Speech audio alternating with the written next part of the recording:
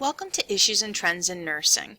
This course will examine current issues and trends in nursing practice, offering the opportunity for students to delve into issues faced in your own practice areas, as well as the nursing profession as a whole.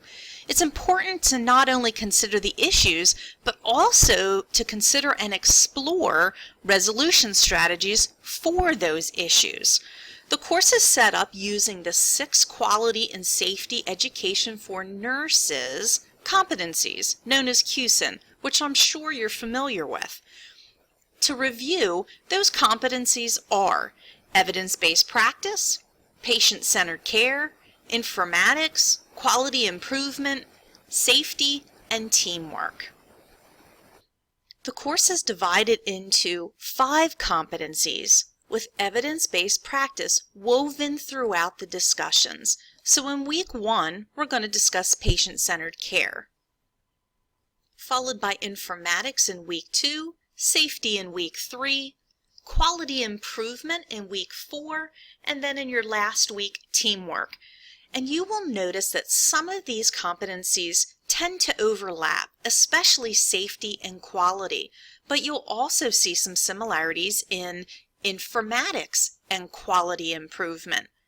Let's start with patient-centered care.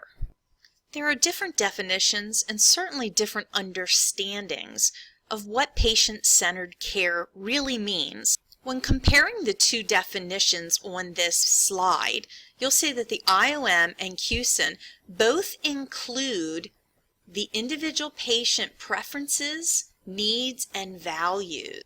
They both also refer to respect or being respectful. So the IOM states providing care that is respectful is patient-centered. With QSIN, it says coordinated care, compassionate care that is based on respect for the patient. So those are the primary similarities between the 2. An interesting difference is that QSIN states that the patient or designee is the source of control and full partner in providing that compassionate coordinated care. So my question to you is that what you actually see? Whether it's in the hospital setting, the community setting, outpatient, do you see that the patient is the one who is the source of control and full partner in care?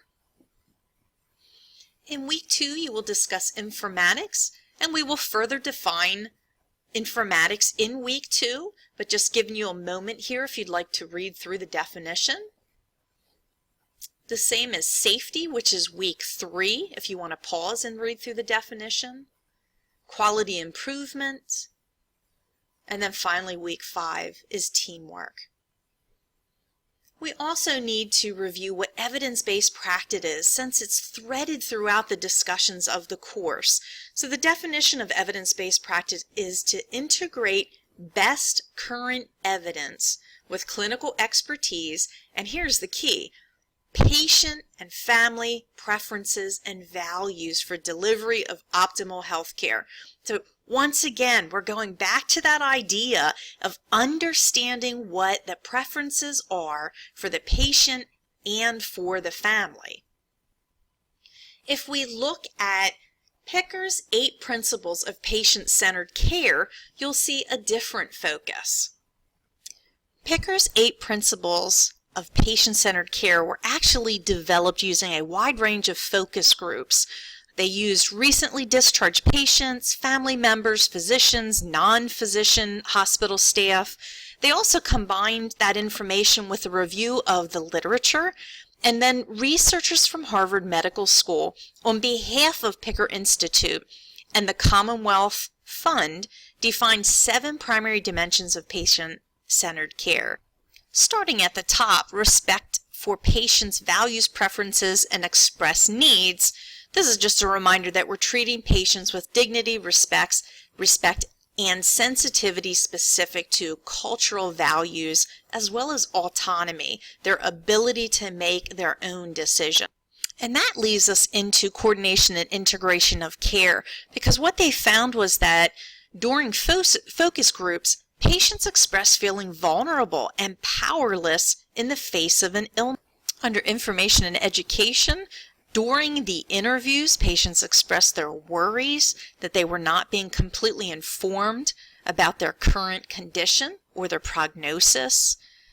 And under physical comfort, it was determined that the level of physical comfort patients reported was or had a significant impact on their actual hospital experience. Their fears and their anxiety associated with their illness actually negatively impacted or caused some debilitation as far as their physical effects, and that actually fell under emotional support, asking that healthcare providers identified those needs and provided support to patients to combat those issues, in addition to involving family and friends. And then patients also expressed concern about their ability to care for themselves after discharge, which takes us down to continuity and transition. And then last, access to care.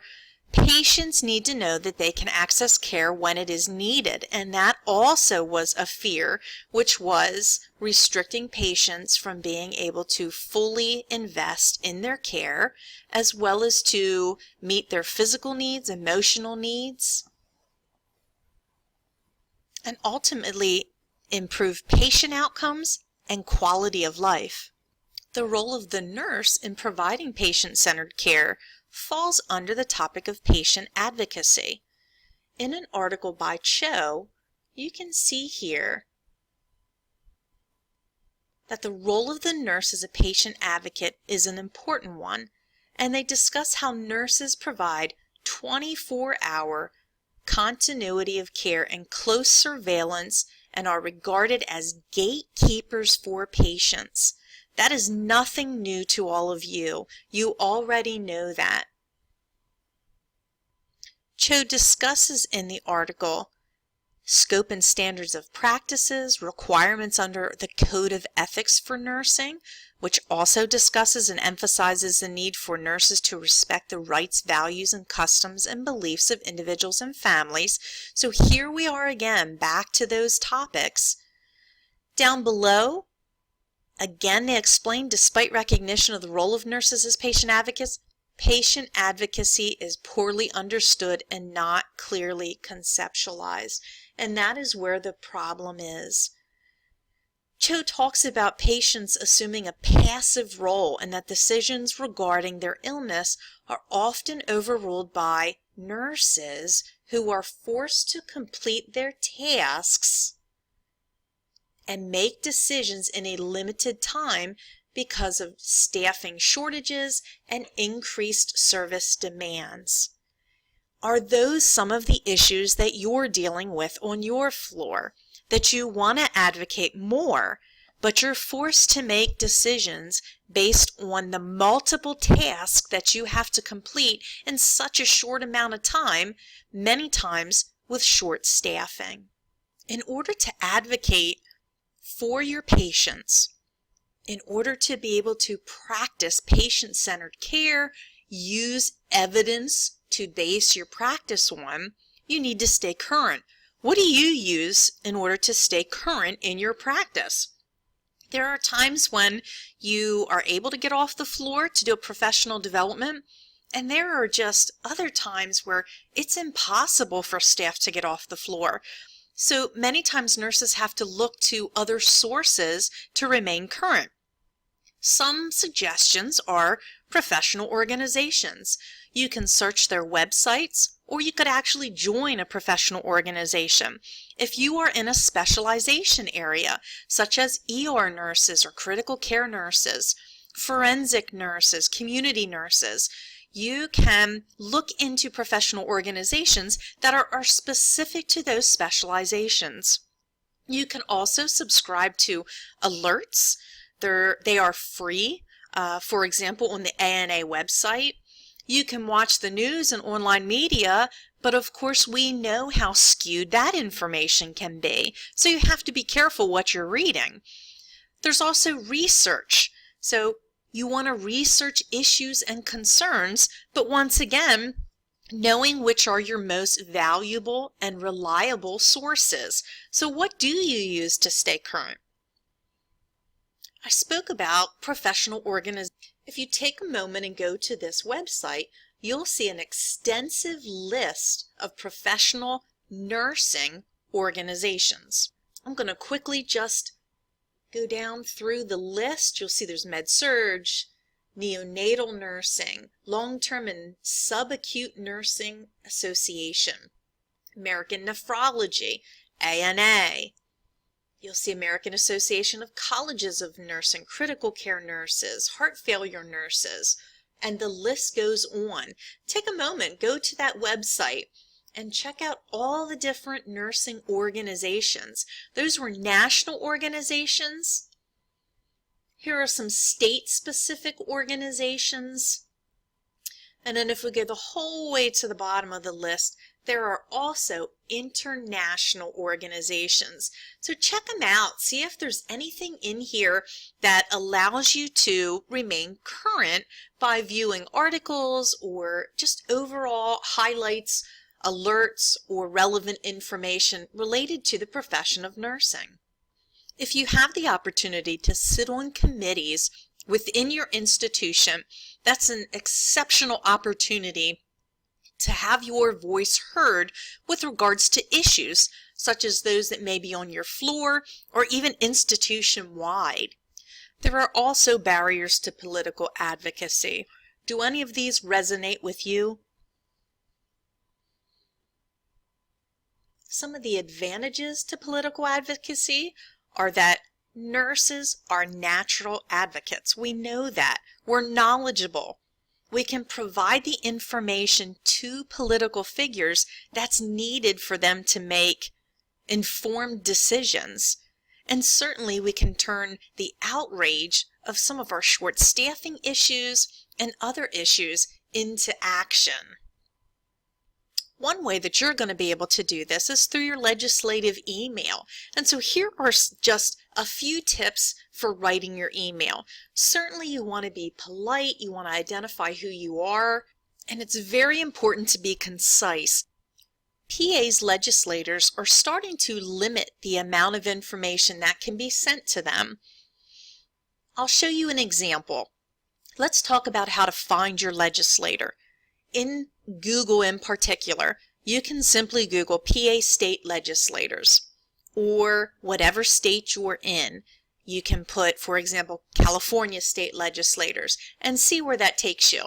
If we go to find your legislator, you can actually find your legislator by putting in your address. You can also look up the precinct directory. And so if you know your municipality, you can then look across and you can find out who the senator is, who the PA representative is. And yet another way to find your legislator is at the above website. And then if you scroll down, you'll see the opportunity to find my legislator. And you can choose if you want a House legislator or the Senate. Again, remember for your legislative email, you're choosing a state legislator. And then you can look up by name, by district, by county, or your address, which is where we were just a short time ago.